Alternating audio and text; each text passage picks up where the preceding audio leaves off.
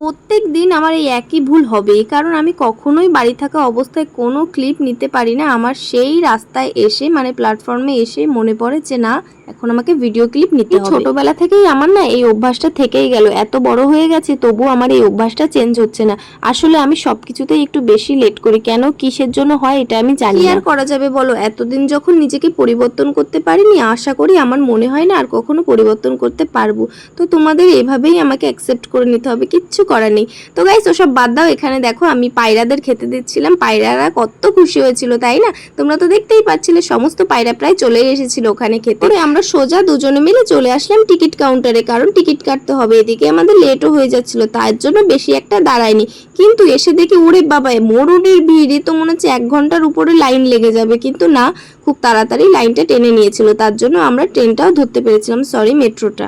লম্বা লাইন দেখে আমার তো মাথায় ঘুরে যাচ্ছিল। তারপর আমরা প্ল্যানিং করলাম যে দুইজনে দুটো লাইনে দাঁড়াবো, যারটা আগে হবে তারটাই হবে, তাহলে তো আমাদের একটু কিছুটা সময় সেভ হবে তাই না।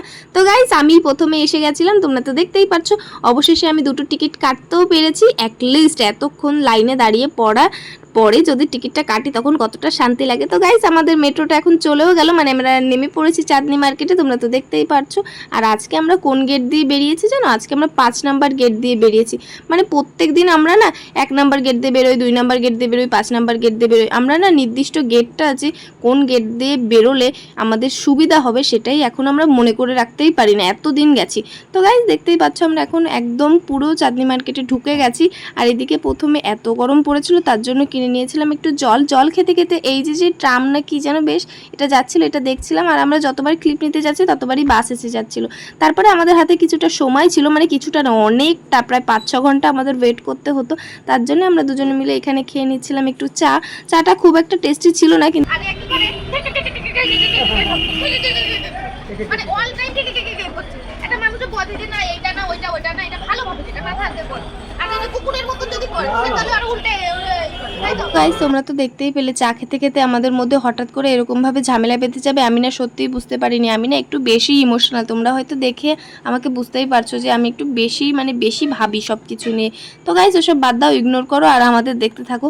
এই দেখো আমাদের সমস্ত ঝগড়া ঝামেলা ওখান থেকে মিটিয়ে আমরা সোজা চলে আসলাম এখন ই মলে এসে কিছু কেনাকাটার আছে, সেখান থেকে আমরা কিছু কেনাকাটা করছিলাম, দেখছিলাম অনেক কিছু, ঘুরে অ্যাটলিস্ট তারপরে আমরা সব কিছু কাজ কমপ্লিট করে চলে আসলাম এই ক্যাফেটেরিয়ার সামনে। ভাবলাম একটু এখান থেকে কফি বা চা খাবো, কিন্তু না, কি মনে হলো আমরা আর ওখান থেকে খেলাম না, মানে একটু বেশি কস্টলি আমার যতদূর যা মনে হলো।